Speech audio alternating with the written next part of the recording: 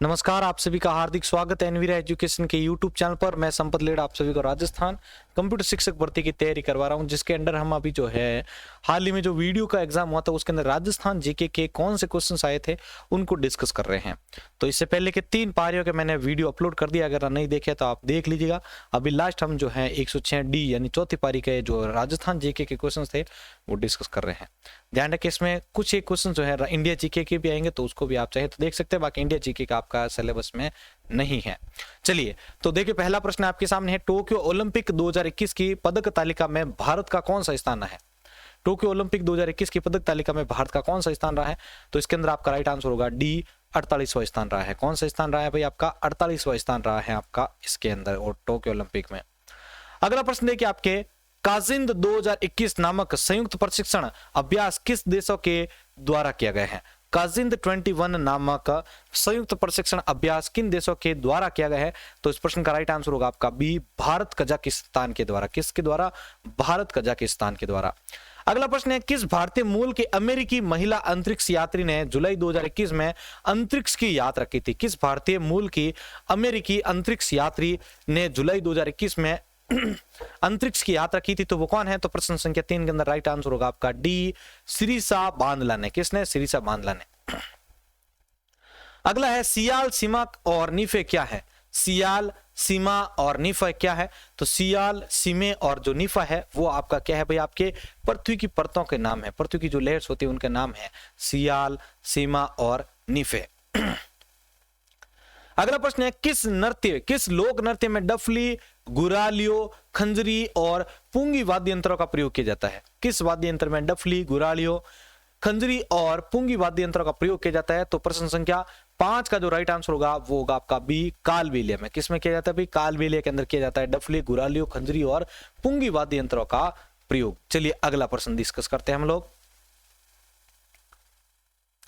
अगला प्रश्न देखिए आपके सामने है, प्रश्न संख्या 6 आपका, निम्न में से कौन सही सुमेलित नहीं है?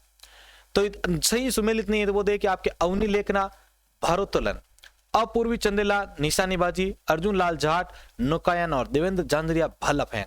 तो देखते इसमें से कौन सही सुमेलित नहीं है। तो प्रश्न संख्या 6 के अंदर आपका राइट आंसर होगा ए, अवनी लेखरा जो है वो भारोत्तोलन से संबंधित नहीं है। ये आपके यहाँ पर ऑप्शन जो है वो गलत है। अगला प्रश्न देखिए आपके, कौन सा ज्वालामुखी क्षेत्र 10,000 धुआंरों की घाटी के नाम से जाना जाता है? कौन सा ज्वालामुखी क्षेत्र 10,000 धुआंरों की घाटी के नाम से जाना जाता है? तो प्रश्न 7 का राइट आंसर होगा आपके बी, कटमई। कौन सा? कटमई कहलाता है। ध्यान रखिएगा, कटमई ज्वालामुखी जो क्षेत्र होता है वो 10,000 धुआंरों की घाटी के नाम से भी जाना जाता है। अगला प्रश्न देखिए आप 8वां, कौन जो है आपका मरुस्थल और देश के हिसाब से सही सुमेलित नहीं है? तो यहां पर प्रश्न संख्या 8 के अंदर आपका जो राइट आंसर होगा वो आपका सी, अटाकामा जो है चिली से संबंधित नहीं है। ठीक है, सॉरी, सही सुमेलित है। बाकी नूबियन मैक्सिको से नहीं है, चिहू चाउयान जो है आपके चीन से संबंधित नहीं है और सोनोरन जो है वो आपके ऑस्ट्रेलिया से संबंधित नहीं है। 9वां प्रश्न देखिए, इनमें से कौन सही सुमेलित है? तो यहाँ पर आपको सही कूट क्रम देखना है, खेजड़ली आंदोलन अमृता देवी, चिपको आंदोलन गोरा देवी और अपिको आंदोलन कर्नाटक।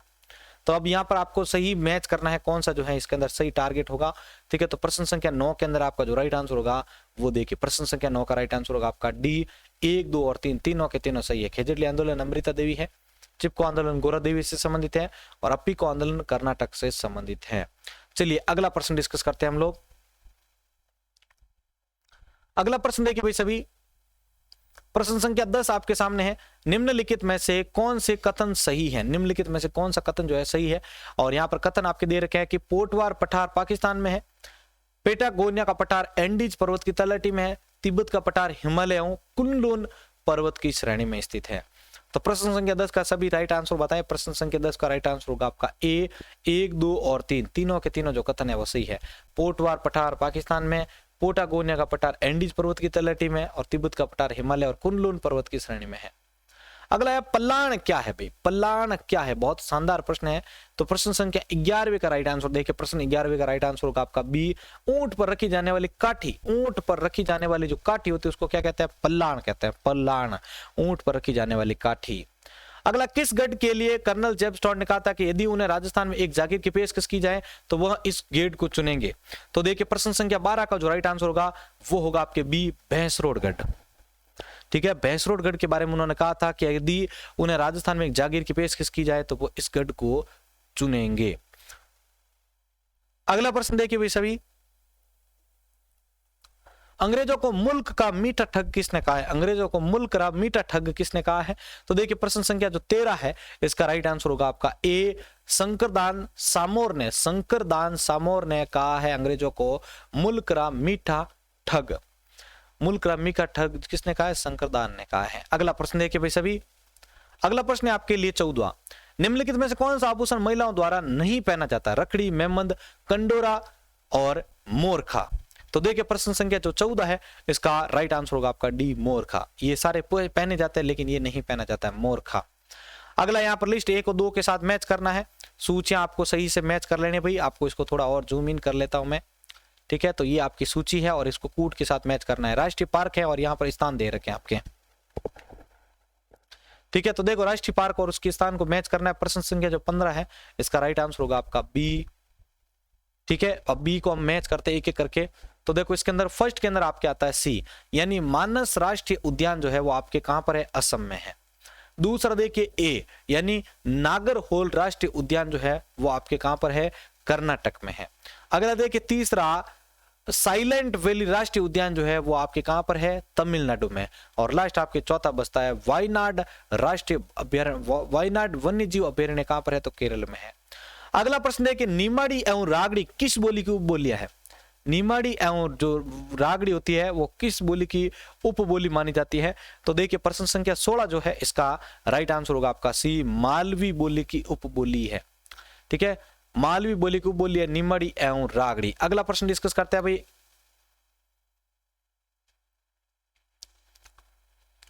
प्रश्न संख्या 17 देखिए, पोपाबाई की पोल नामक पुस्तिका किसने लिखी है? पोपाबाई की पोल जो होती है उसकी पुस्तिका किसने लिखी है? तो प्रश्न संख्या जो 17 है इसका राइट आंसर होगा आपका बी, जय नारायण व्यास ने लिखी थी पोपाबाई री पोल। पोपाबाई री पोल जय नारायण व्यास द्वारा लिखी गई।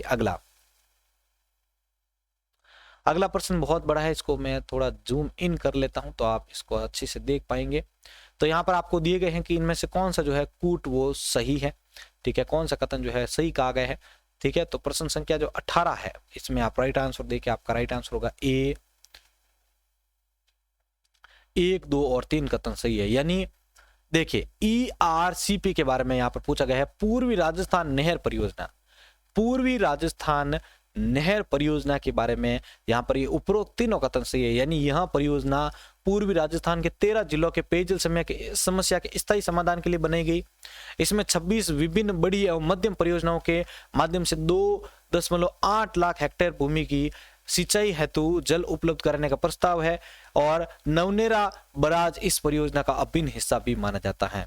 चलिए भाई अगला प्रश्न देखिए, अगला प्रश्न देखिए, 1857 के विद्रोह का कोटा में नेतृत्व किसने किया था? 1857 के विद्रोह का कोटा में नेतृत्व किसने किया था? तो प्रश्न संख्या 19 जो है इसका राइट आंसर होगा आपके ए, जयदयाल और मेहराब खान ने किया था। अगला प्रश्न आपका, निम्नलिखित में से कौन सा राष्ट्रीय भूवैज्ञानिक स्मारक या स्थल जो है वो सही सुमेलित है? तो प्रश्न संख्या 20 के अंदर आपका जो राइट आंसर होगा, प्रश्न 20 का जो राइट आंसर होगा वो होगा आपका डी, महान सीमा भ्रंश संतूर बंदी, ठीक है, संतूर बूंदी, ये आपका जो है सही है। महान सीमा भ्रंश जो है वो आपके संतूर बूंदी से संबंधित है। अगला प्रश्न देखिए, प्रश्न संख्या 21, 13 ताली में किस लोक देवता का यशोगान किया जाता है? 13 ताली नृत्य में किस लोक देवता का यशोगान किया जाता है? तो प्रश्न संख्या 23 का जो राइट आंसर होगा वो होगा आपके सी, रामदेव जी का किया जाता है। 13 ताली नृत्य जो है रामदेव जी से संबंधित है।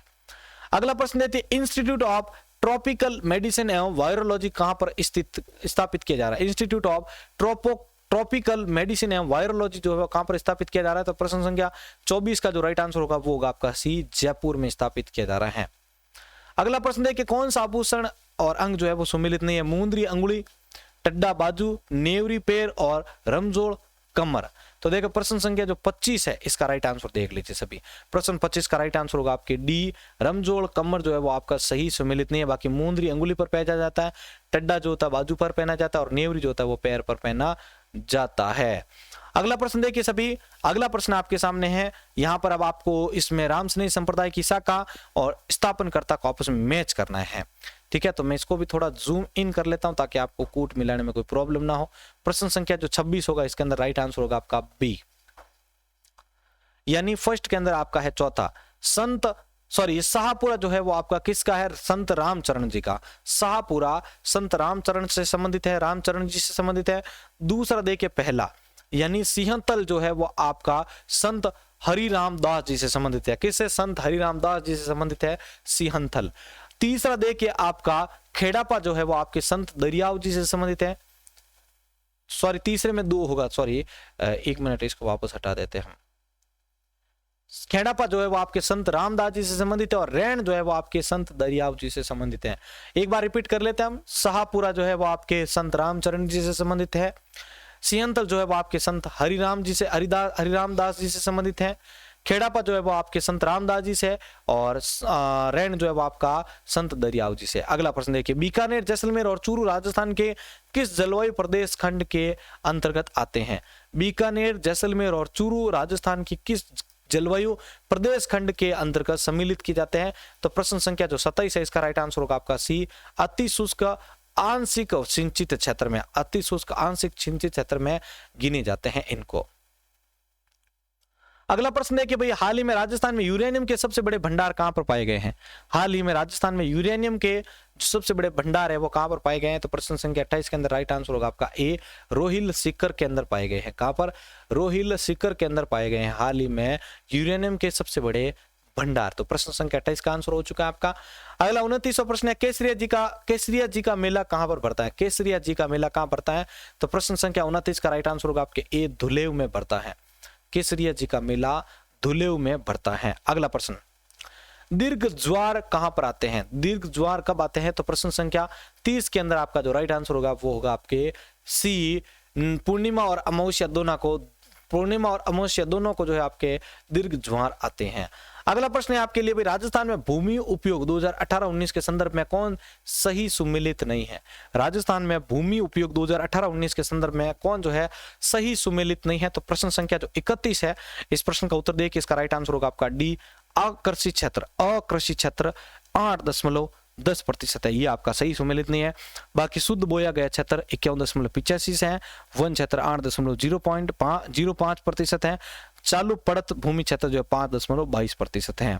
चलिए अगला प्रश्न देखते हैं। अगला प्रश्न है आपके लिए 32वां, star gazing the player in my life पुस्तक के लेखक कौन है? Star gazing the player in my life, star gazing the player in my life पुस्तक के लेखक कौन है? तो प्रश्न संख्या जो 32 है, इसका राइट आंसर होगा आपका बी, रवि शास्त्री है। कौन है? रवि शास्त्री जो है star gazing the player in my life से संबंधित है। अगला प्रश्न है, इनमें आपको मंदिर और स्थान को सही से सुमेलित नहीं है वो आपको बताना है। कौन सा जो है सही सुमेलित नहीं है मंदिर और स्थान के अगर देखा जाए तो प्रश्न संख्या 33 के अंदर आपका जो राइट आंसर होगा वो होगा आपके बी, त्रिपुर सुंदरी माता तिलवाड़ा बाड़मेर से संबंधित है। जबकि यहां पर आएगा आपके मल्लीनाथ पशु मेला, मल्लीनाथ जी का जो है, ठीक है। तो यहाँ पर जो ये इसके अंदर जो ये तो आपके हो गया मल्लीनाथ जी से संबंधित है, तिलवाड़ा बाड़मेर। सिरे मंदिर जो है ध्यान रखना जालोर में है, सुंदा माता मंदिर भीनमाल जालोर में है, विभीषण का मंदिर कैटोन कोटा में है। आप सभी ने इनमें से कौन सा मंदिर देखा है वो भी आप कमेंट बॉक्स में जरूर बताइएगा। अगला प्रश्न है, मानगढ़ नरसंहार कब हुआ था? मानगढ़ नरसंहार कब हुआ था? तो प्रश्न 34 का राइट आंसर होगा आपके बी, 17 नवंबर 1913। 17 नवंबर 1913 को मानगढ़ नरसंहार हुआ था। 17 नवंबर 1913 को मानगढ़ नरसंहार हुआ था। अगला प्रश्न है, पुष्कर झील कितने घाटों से घिरी हुई है? पुष्कर झील कितने घाट से घिरी हुई है? तो प्रश्न संख्या 35 के अंदर आपका राइट आंसर होगा सी, 52 घाटों से घिरी हुई है। कितने? 52 घाट से घिरी हुई है पुष्कर झील। अगला है, पहली अखिल भारतीय टोल फ्री वरिष्ठ नागरिक हेल्पलाइन में एल्डर लाइन का नंबर क्या है?